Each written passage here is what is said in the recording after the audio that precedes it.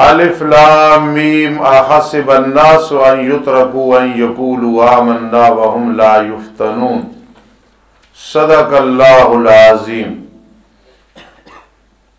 سورہ عنکبوت مکی سورت ہے، اس میں عنکبوت کا ذکر ہے، مکڑی کا۔ اس میں 69 آیات ہیں، 7 رکوع ہیں۔ ترتیب میں 29 نمبر پہ ہے، نزول میں 85 نمبر پہ ہے، سورہ روم کے بعد نازل ہوئی۔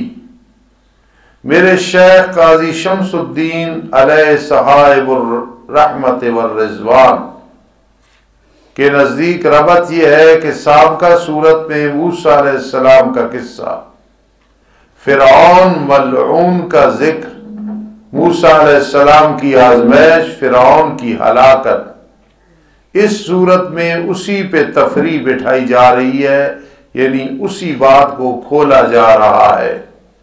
سورت کا پہلا دعویٰ جو ہوگا احسب الناس سے ہے۔ فقیر کے نزدیک ربط یہ ہے کہ سابقہ سورت کے آخر میں ہے وَإِلَيْهِ تُرْجَعُونَ، اسی کی طرف تم آخرت میں لوٹائے جاؤ گے۔ رہی دنیا، احسب الناس ان یترکوا، دنیا میں بھی تمہیں چھوڑا نہیں جائے گا۔ یہ فقیر کے نزدیک ربط ہے، ذرا اس کو علیحدہ سوچنا، انشاءاللہ فائدہ ہوگا۔ حضرت شیخ رحمہ اللہ کا ربط وغیرہ، نیلوی شاہ صاحب کا خلاصہ، سب بیان بھی کرنا ہے بھائی، یاد بھی کرنا ہے، جتنی چیزیں ہیں کہو انشاءاللہ۔ سابقہ صورت میں ہے وَإِلَيْهِ تُرْجَعُونَ، اسی کی طرف تم لوٹائے جاؤ گے، اور ادھر ہے آخرت میں تو ادھر لوٹائے جاؤ گے۔ دنیا میں کیا ہے؟ احسب الناس ان یترکوا ان یقولوا آمنا وهم لا یفتنون، یہ ہے۔ حروف مقطعات ہیں جی، الف لام میم، ان کے معنی اللہ کے سوا کوئی نہیں جانتا۔ کیا گمان کر رکھا ہے لوگوں نے یہ کہ چھوڑے جائیں گے، کوئی ابتلا فتنہ اور آزمائش نہیں آئے گی؟ اتنی بات کہنے کی وجہ سے کہ ہم ایمان لے آئے ہیں، اور حالانکہ وہ آزمائے نہیں جائیں گے، آزمائشوں میں نہیں ڈالے جائیں گے، یہ گمان کر رکھا ہے انہوں نے۔ نہیں، تکلیفیں آئیں گی، آزمائشیں آئیں گی، پریشانیاں آئیں گی، اور البتہ تحقیق ہم نے آزمایا ان لوگوں کو جو ان سے پہلے تھے۔ جس طرح تم نے سنا موسیٰ علیہ السلام کو آزمایا، کیسی کیسی تکلیفیں آئیں، بس ضرور بالضرور اللہ جدا کرے گا ان لوگوں کو جو سچے ایمان میں۔ آزمائشیں آئیں گی، فتنے آئیں گے، وہ قائم رہیں گے، آزمائش میں کامیاب نکلیں گے، اور بتا ضرور بالضرور جانے گا، یعنی جدا کرے گا اللہ تعالیٰ جھوٹوں کو جو امتحانوں میں رہ جائیں گے۔ تو یہ الذین صدقوا والکاذبین تباق اور تضاد ہے، مقابلہ بھی کہہ سکتے ہو۔ دوسرا دعویٰ، کیا گمان کر رکھا ہے ان لوگوں نے جو عمل کرتے ہیں برے، شرک، ظلم، معاصی، یہ کہ وہ ہم سے بھاگ نکلیں گے؟ نہیں نہیں، ساء ما یحکمون، برا ہے جو وہ فیصلہ کر رہے ہیں۔ من کان یرجو لقاء اللہ، اس کو تھوڑا جی اتھے رکھ دے شفیق، بس ادھر توجہ کرو۔ جو امید رکھتا ہے اللہ کی ملاقات کی، پس بے شک اللہ کا وقت مقرر البتہ آنے والا ہے، اور وہ اللہ باخوب سننے والا، خوب جاننے والا ہے۔ ومن جاہد، جس نے مجاہدہ کیا،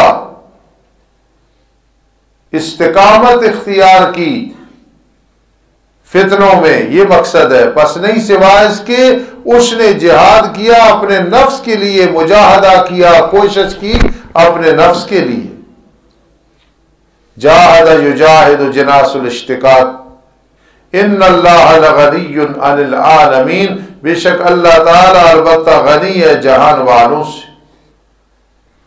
والذین آمنوا بشارت اخروی، اور وہ لوگ جو ایمان لائے اور عمل کی انہوں نے اچھے، البتہ ضرور بے ضرور مٹا دیں گے ہم ان سے ان کے گناہ، اور البتہ ضرور بے ضرور ہم بدلہ دیں گے ان کو ان کے اچھے اعمال کا۔ سوال پیدا ہوتا ہے مولانا علی اور ارشد حکیم کہ اکثر اس میں تفضیل ہے، زیادہ اچھے، تو پھر اچھوں کا اللہ بدلہ نہیں دے گا؟ فرمایا ان کے اعمال اچھے نہیں ہوتے، احسن ہوتے ہیں، اگر حسن ہو تو ہم احسن بنا دیتے ہیں۔ وَوَصَّيْنَا الْإِنسَانَ بِوَالِدَيْهِ حُسْنًا، ادخال الہی، ادخال الہی آپ نے اصطلاح پڑھی ہے نا، ایک بات ہو رہی ہوتی ہے اور بیچ میں اللہ اپنی، ویسے تو قرآن ساری اللہ کی کلام ہے لیکن باتوں باتوں میں اپنی بات، مثلا میں سنا رہا ہوں سلمان نے ایسے کہا، سعد نے ایسے کہا، اسامہ نے کہا، بیچ میں اپنی بات کر دیتا ہوں، اس کو ادخال کہیں گے۔ باتیں تو ساری میں کر رہا ہوں لیکن وہ جو میں نے اپنی بات کی ہے اس کو ادخال کہتے ہیں، اس لیے آپ ادخال الہی، ورنہ کوئی یہ نہ کہے کہ پھر کلام اللہ کی کلام ہے پھر ادخال کس کا ہے، یہ نہیں اپنی بات۔ اور ہم نے انسان کو حکم دیا والدین کے متعلق حسن سلوک کا۔ وَإِن جَاهَدَاكَ کی میں نہ پہلے لکھنے ہونے ہو، وَإِن، ہاں یہ معنی جَاهَدَاكَ، اگر وہ دباؤ ڈالے تجھ پہ تاکہ تو شریک ٹھہرا میرے ساتھ ان کو کہ نہیں ہے تیرے لیے اس کے ساتھ علم، پھر تو ان کی تابعداری نہ کرنا۔ لا طاعت لمخلوق فی معصیت الخالق، کہ ماں باپ کی فرما برداری کر کے اللہ کی نافرمانی کرنا، شرک و بدعت کفر وغیرہ یہ نہ کرنا، لیکن دنیا کے معاملے میں وصاحبہما فی الدنیا معروفا، دنیا کے معاملے میں پھر بھی خدمت کرنی ہے۔ اللہ ہی کی طرف ہے تم سب کا لوٹنا، پھر میں خبر دوں گا تمہیں تمہارے اعمال کی۔ پھر بشارت اخروی آئی، اور وہ لوگ جو ایمان لائے ماں باپ کی شرک میں، انہوں نے دعوت دی لیکن تابعداری نہیں کی اور عمل اچھے کیے توحید و سنت کے مطابق، البتہ ضرور بضرور ہم انہیں داخل کریں گے صالحین میں، نیک لوگوں میں۔ بعض لوگوں میں سے وہ ہے جو کہتے ہیں ہم ایمان لے آئے اللہ کے ساتھ، پر جب اسے تکلیف دی جاتی ہے اللہ کے دین میں، کر دیکھتا ہے لوگوں کے فتنے کو مثل اللہ کے عذاب کے، جی دین سے مرتد ہو جاتا ہے۔ اور قسم اگر آئے مدد تیرے رب کی طرف سے فتح اور غنیمت، البتہ ضرور بھی ضرور کہتے ہیں بے شک ہم تمہارے ساتھ تھے، ہمیں بھی غنیمت میں حصہ دو۔ کیا بھلا اللہ تعالیٰ زیادہ نہیں جانتا جو کچھ جہان والوں کے سینوں میں ہے، نفاق ہے، اخلاص ہے، اللہ جانتا ہے۔ اب غنیمت مانگنے کے لیے آ رہے ہو، اور البتہ ضرور بے ضرور جدا کرے گا اللہ ان لوگوں کو جو ایمان لائے، اور ضرور بے ضرور جدا کرتا ہے اللہ تعالیٰ منافقین کو۔ پھر سنو، البتہ ضرور بے ضرور جدا کرتا ہے اللہ ان لوگوں کو جو ایمان لائے اور منافقوں کو، یہ بتا رہا ہے یہ منافق ہے یہ مومن ہے۔ وقال الذین کفروا، شکوہ اور تخویف، کہتے ہیں وہ لوگ جنہوں نے کفر کیا ان لوگوں کے لیے جو ایمان لائے، تابعداری کرو ہمارے راستے کی، یعنی ہمارے آباء و اجداد کے راستے کی تابعداری کرو، اور چاہیے کہ ہم اٹھا لیں گے تمہارے گناہوں کو، اور نہ ہوں گے وہ اٹھانے والے اپنے گناہوں سے، ان کے گناہوں سے کچھ بھی، بے شک وہ البتہ جھوٹے ہیں۔ توجہ کرنا، ہم تمہارے گناہوں کو اٹھا لیں گے، بوجھوں کو، آؤ ہمارے پیچھے چلو، حالانکہ ان کا بوجھ وہ نہیں اٹھا سکیں گے، بے شک وہ جھوٹے ہیں۔ مولانا سوال پیدا ہوتا ہے کہ ادھر ہے وہ دوسرے کا بوجھ نہیں اٹھائیں گے، آگے آگے اپنا بوجھ بھی اٹھائیں گے، دوسروں کا بھی اٹھائیں گے، پھر کیا مطلب؟ فرمایا اس کا مطلب یہ ہے، مفسرین نے جواب دیا کہ کافروں نے جنہیں گمراہ کیا نا، یعنی گمراہوں نے گمراہ کیا، اپنا بوجھ بھی اٹھائیں گے اور ان کے گمراہ ہونے کا بھی بوجھ اٹھائیں گے، اور وہ دوسرے یہ نہیں کہ فارغ ہو جائیں گے کہ ہمیں کیا ہے، ان پہ بھی سزا آئے گی۔ جہاں نفی ہے وہ یہ کہ کسی کا بوجھ کوئی اٹھا لے اور وہ فارغ ہو جائے، ایسے کوئی نہیں ہوگا۔ زال اپنا بھی اٹھائے گا اور مذل بنا وہ بھی بوجھ اٹھائے گا، یہ مقصد ہے۔ جہاں نفی ہے کہ وہ فارغ ہو جائے یہ نہیں، اور جہاں اس بات ہے کہ اٹھائیں گے، باثیت زال کے اپنا، باثیت مذل کے دوسرا، بس۔ اور البتہ ضرور بے ضرور اٹھائیں گے وہ گمراہ اپنا بوجھ بھی، اور بوجھ جنہیں گمراہ کیا ساتھ اپنے بوجھوں کو۔ میں نے آسان حل کیا، زال مذل، بحیثیت زال کے اپنا، بحیثیت مضل کے دوسروں کا اٹھائیں گے اور دوسرے بھی سزا بھگتیں گے۔ یہ نہیں کہ ہمیں ہمارا کیا قصور ہے تو کیوں پیچھے لگے تھے۔ اور البتہ ضرور بھی ضرور پوچھا جائے گا قیامت کے دن ان کے گھرنے کا جو یہ کہتے تھے ہم بوجھ اٹھا لیں گے، آؤ ہمارے ساتھ آ جاؤ۔ پہلا قصہ متعلق بتا رہے اولا، وَلَقَدْ أَرْسَلْنَا نُوحًا إِلَىٰ قَوْمِهِ فَلَبِثَ فِيهِمْ أَلْفَ سَنَةٍ إِلَّا 50 عَامًا فَأَخَذَهُمُ الطُّوفَانُ وَهُمْ ظَالِمُونَ۔ اور البتہ تحقیق بھیجا ہم نے نوح علیہ السلام کو ان کی قوم کی طرف، پھر وہ ٹھہرے واعظ اور مبلغ خطیب بن کے ان میں 1000 سال مگر 50 سال۔ مولا امتیاز سوال پیدا ہوتا ہے کہ 1000 آ جاتا یا 9.5 آ جاتا لکھا ہوا، یہ 1000 کہہ کے پھر 50 کی نفی کی ہے۔ فرما اگر 1000 کہہ دیتے نا تو شاید کوئی یہ سمجھتا کہ کثرت مراد ہے۔ کیا مراد ہے؟ پورا گن کے فرما 1000 50 نکال دو 9.5 تو معلوم ہوا کثرت مراد نہیں، تعیین مراد ہے۔ میرے خیال میں میری بات سمجھی ہے کہ نہیں سمجھی؟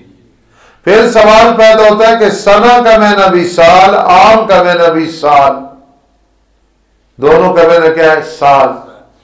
تو جب سال ہے تو پھر سنتن آگے بھی سنہ آ جاتا یا پہلے عام آ جاتا۔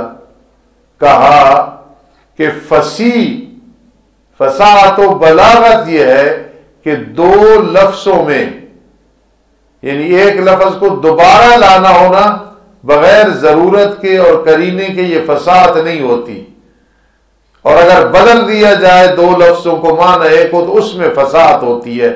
اس لیے سنہ کہہ کے عام کہا، ورنہ اگر سنتن اور عام سنتن دوبارہ آ جاتا ٹھیک تھا، لیکن اتنی فصاحت نہیں، اتنی یعنی 2 لفظ یک معنی بغیر ضرورت کے انہیں نہیں لانا چاہیے، تکرار نہیں ہے، اگر کوئی ضرورت ہو تو پھر ٹھیک۔ اس لیے یہاں سال 2 دفعہ کہنا تھا تو 1 دفعہ سنہ کہہ دیا، 1 دفعہ عام کہہ دیا، یہ تفنن فصاحت اور بلاغت ہے۔ سمجھا عبدالرحمٰن؟ پھر پکڑا انہیں طوفان نے اور حالانکہ وہ ظالم تھے، پھر ہم نے نجات دی نوح علیہ السلام کو اور کشتی والوں کو، اور ہم نے ان کو بنایا نشانی جہان والوں کے لیے۔ وَإِبْرَاهِيمَ دوسرا قصہ متعلق بدعویٰ اولا، یہ خیال کیا کرو جب بیان کرتے ہو پہلا دعویٰ کیا ہے، دوسرا کیا ہے، پھر عبدالرحمن دعائیں بھی کرو۔ اور ابراہیم علیہ السلام کا ذکر کرو جب فرما اپنی قوم کو عبادت کرو تم اللہ کی اور ڈرو تم اللہ سے، یہ اللہ کی عبادت بہتر ہے تمہارے لیے اگر ہو تم جانتے، نہیں سوا اس کے جن کی تم عبادت کر رہے ہو اللہ کے سوا وہ بت ہے، کمزور ہے، کوئی قدرت نہیں ہے، اور تم تخلقون افکا گھڑتے ہو جھوٹ کو، ہماری شفاعت کریں، کوئی شفاعت نہیں کریں گے، کوئی شفاعت نہیں کریں گے۔ یہ شفاعت کاری محبت رجا کوئی نہیں، مسنونہ ہے، وہ نبی اکرم صلی اللہ تعالی علیہ وسلم بھی کریں گے، باقی انبیاء، شہداء، اولیاء، صحابہ کرام، چھوٹے بچے، حفاظ، قراء کریں گے۔ میرے پاس ایک عمل ہے قاضی شمس الدین علیہ رحمت کا عمل، مجھے اپنے محسن اور مشفق استاذ مولانا نصر اللہ خان راشد حفظہ اللہ نے دیا ہے۔ اتنی برکات ہے کہ کوئی ٹل لگا لینا مخالفت جو کرتا رہے، اللہ اس سے آدمی کو محفوظ رکھتے ہیں جو یہ پڑھتا ہے۔ وہ مجھے اس لیے یاد آیا کہ مخلوق کچھ نہیں کر سکتی، دیکھنا میں پڑھنے لگوں۔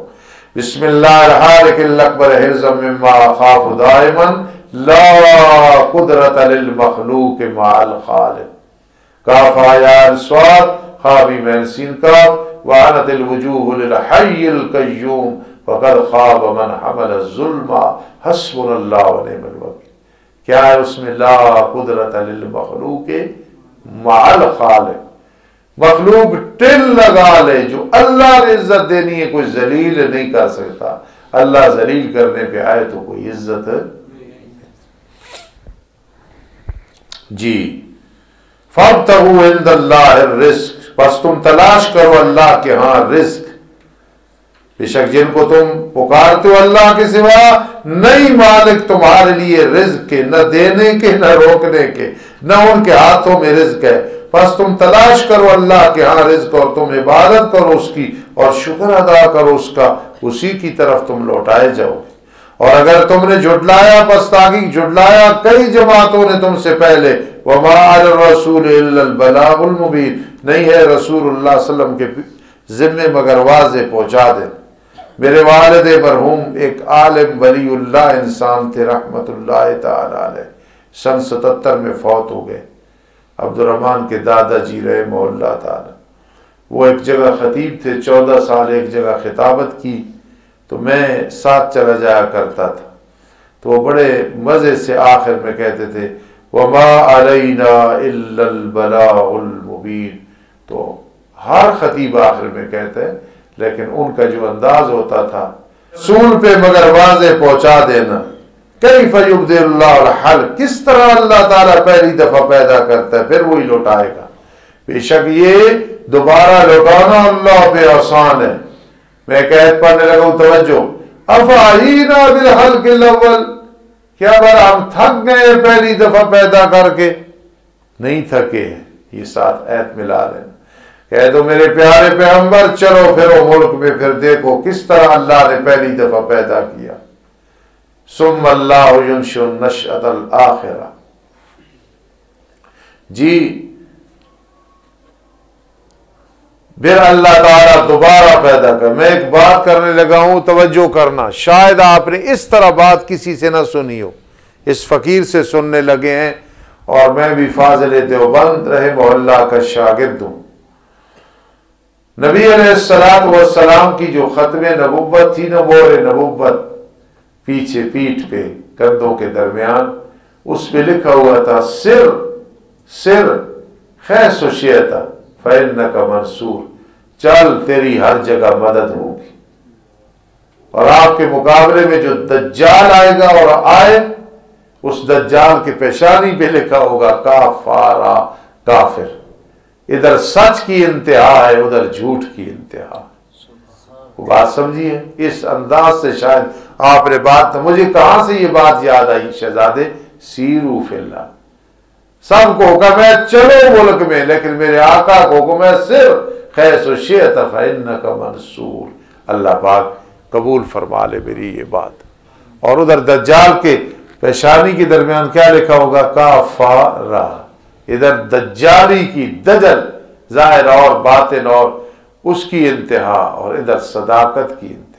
اور جو آپ کے زیادہ قریب وہ زیادہ صدیق اکبر رضی اللہ تعالی، صدیق کہتے بھی اس کو ہے جو پھول کی بھی کبھی جھوٹ نہ بولا ہو، کہو سبحان اللہ۔ آج کل بزموں میں درسوں میں بیان کیا کرو، سنا کرو خوشی کے ساتھ صدیق اکبر کی شان۔ چلو پھرو ملک میں، پھر دیکھو کس طرح اللہ نے پہلی دفعہ پیدا کیا، پھر اللہ دوبارہ پیدا کرے گا۔ بے شک اللہ ہر چیز پہ قادر ہے، عذاب دے گا جسے چاہے گا، رحم کرے گا جس پہ چاہے گا، مقابلہ اسی کی طرف تم پھیرے جاؤ گے۔ اور نہیں ہو تم عاجز کرنے والے زمین میں نہ آسمان میں، اور نہیں ہے تمہارے لیے اللہ کے سوا کوئی دوست اور نہ کوئی مددگار۔ اور وہ لوگ جنہوں نے کفر کیا، کون سا رکوع چل رہا ہے، اور وہ لوگ جنہوں نے انکار کیا اللہ کی آیات اور اس کی ملاقات کا، یہ لوگ مایوس ہو گئے میری رحمت سے، میں بھی رحمت نہیں کروں گا، اور یہ لوگ ان کے لیے عذاب ہوگا دردناک۔ بس نہیں تھا اس کی قوم کا جواب کہ مگر یہ کہ کہنے لگے قتل کر دو اس کو۔ کس کی بات ہو رہی ہے؟ ابراہیم علیہ السلام، انہیں کی ہو رہی ہے نا، قتل کرو ابراہیم کو، جی یا جلا دو اس کو۔ بس اللہ نے اسے نجات دی آگ سے، قلنا یا نار کونی بردا وسلاما علی ابراہیم، فرمایا دنیا میں تیرے لیے آگ کو ٹھنڈا کر دیا، اور آخرت میں تو جنت کے اعلیٰ درجوں میں ہوگا، اور جو تیری ملت پہ چلے گا وہ جہنم کی آگ سے محفوظ رہے گا۔ ان فی ذلک لآیات لقوم یؤمنون، فرمایا نہیں سوا اس کے تم نے پکڑے اللہ کے سوا بت، مفعول لہو ہے بھائی، واسطے محبت کے آپس میں، محبت پیدا کرنے کے لیے، مودت پیدا کرنے کے لیے کہ ہماری آپس میں محبت برقرار رہے دنیا کی زندگی میں، پھر قیامت کے دن انکار کرے گا بعض تمہارا بعض کا، او وتقطعت بہم الاسباب، اور لعنت کرے گا بعض تمہارا بعض پہ۔ مودت میں تو لعنتیں نہیں چلتی ہیں، ومأواکم النار، اور تمہارا ٹھکانہ آگ ہے، وما لکم من ناصرین، اور تمہارے لیے مددگار سے کوئی نہیں۔ مودت تو ہے صحابہ کرام کی میرے آقا سے، دنیا میں ساتھ ہے، بازاروں میں ساتھ ہے، برزخ میں ساتھ ہے، جنت میں ساتھ ہوں گے۔ پھر ایمان لے حضرت کے ساتھ لوط علیہ السلام جو آپ کے بھتیجے تھے۔ ابراہیم علیہ السلام نے فرمایا انی مہاجر الی ربی، بے شک میں ہجرت کرنے والا ہوں اپنے رب کی طرف جہاں وہ حکم دے گا، انہ هو العزیز الحکیم۔ جب کوئی کسی وجہ سے گناہ کو چھوڑتا ہے نا، یا برے انسان کو چھوڑتا ہے، اللہ انعام کرتے ہیں۔ بخش دیا ہم نے اسے اسحاق بیٹا، یعقوب پوتا، اور بنایا ہم نے ان کی اولاد میں نبوت کو، کتاب کو دیا ہم نے اس کو اجر دنیا میں، اور بے شک وہ آخرت میں البتہ صالحین سے ہوگا۔ تیسرا قصہ متعلق بدار اولا، لوط علیہ السلام یاد کر، جب ہم نے کہا لوط علیہ السلام کا ذکر کرو، یاد کرو جب انہوں نے فرمایا اپنی قوم کو، انکم لتاتون الفاحشہ، بے شک تم البتہ آتے ہو بے حیائی کو، اغلام بازی۔ لواطت نہ کہا کرو، بیچ میں لوط آ جاتا ہے نا، لوط علیہ السلام، اس کو اغلام بازی، لڑکوں والا یہ جو کرتوت ہے، لعنتی کام ہے، اغلام بازی۔ اور لوط علیہ السلام جب اپنی قوم کو کہا بے شک تم البتہ آتے ہو بے حیائی کو، ما سبقکم بہا من احد من العالمین، نہیں سبقت کی تم میں سے اس بے حیائی کے ساتھ کسی ایک نے جہان والوں میں سے۔ یہ کیا کام شروع کر دیا ہے؟ گند میں کیا ڈھونڈتے ہو؟ کیا بے شک تم البتہ آتے ہو مردوں کو ان کی دبروں میں، بیک سائڈ میں، اور کاٹتے ہو تم راستے کو۔ راستے کو کاٹنے کا کیا مطلب؟ قتل کرتے ہو، لوٹ مار کرتے ہو۔ دوسرا یہ بھی مطلب ہے جو گزر رہا ہوتا تھا پکڑ کے اس کے ساتھ یہ غلام بازی کرتے تھے ملعون۔ اور آتے ہو اپنی مجلسوں میں برائی کو۔ یہ آج کل جو فلمیں ہیں نا، ننگی فلمیں، یہ انہی کا کام تھا، یہ سامنے لوگوں کے یہ برائیاں کرتے تھے، یہ مقصد ہے۔ دوسرا یہ ہے کہ مجلسوں میں بیٹھ کے دلل دلل کرتے تھے، ڈھل ڈھل کرتے تھے، پد مارتے تھے، یہ وہ بھی مراد ہے، وغیرہ اور کئی چیزیں اس طرح کنکریاں مار رہے ہوتے تھے۔ پس نہیں تھا اس کی قوم کا جواب مگر یہ کہ انہوں نے کہا لے آ ہمارے پاس اللہ کا عذاب اگر ہے تو سچوں میں سے۔ فرما رب انصرنی علی القوم المفسدین، اے رب میرے مدد فرما میری قوم مفسدین کے مقابلے میں، کیا فرما؟ میری مدد فرما۔ انشاءاللہ تعالی پھر آگے چلیں گے۔ 3 رکوع ہو گئے۔ ربنا تقبل منا، اللہم صلی علی سیدنا محمد وعلی آل سیدنا محمد وبارک وسلم۔ ربنا آتنا فی الدنیا حسنہ وفی الآخرۃ حسنہ وقنا عذاب النار۔ اللہم اغفرها، اللہم ارحمها، اللہم اعذها من عذاب القبر، اللہم ادخلها فی جنات النعیم۔ اللہم ارحمنا عند الموت ولا تعذبنا فی القبر بعد الموت۔ رب ارحمهما كما ربياني صغيرا، رب ارحمهما كما ربياني صغيرا، رب ارحمهما كما ربياني صغيرا۔ اللہم اغفر لنا وتب علینا انک انت التواب الرحیم۔ اللہم اغفر لنا وتب علینا انک انت التواب الرحیم۔ اللہم استر عوراتنا وآمن رواتنا برحمتک۔ سستی نہیں کرنی۔